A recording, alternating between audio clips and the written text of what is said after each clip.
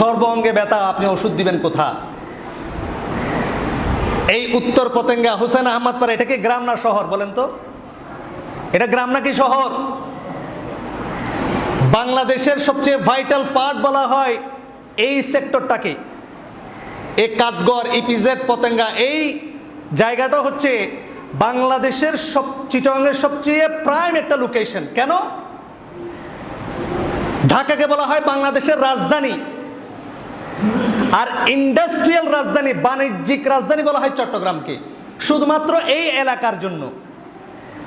কিন্তু আপনি অবাক হয়ে যাবেন, এই উত্তর পতেঙ্গা কাঠগড়বাসী নাগরিক সুযোগ সুবিধা থেকে বঞ্চিত। আপনি যদি কাউকে জিজ্ঞেস করেন হুসেন আহমদ পাড়ার মধ্যে ওয়াসার লাইন নাই কেন, কেউ তো দিতে পারবে না। আপনি কাঠগড়ে যান, যদি বলেন এখানে ভবিষ্যতে নৌবাহিনী বা বিমান বাহিনীর একটা প্রজেক্ট রয়েছে, তাহলে গ্যাসের লাইন কি জন্য আছে? সরকারি দপ্তরগুলোতে কেন ওয়াসার লাইন দেওয়া হয়েছে? বছরকে বছর আপনি জুলমের শিকার, কিন্তু কেউ কোনো কথা বলে না। এটা কি আহলে হাদিস হানাফি বেরলবির দ্বন্দ্ব না? আপনি জুলুমের শিকার হচ্ছেন কিন্তু কথা বন্ধ। মানে বিষয়টা এমন যে আপনি এটাকে মেনে নিয়েছেন।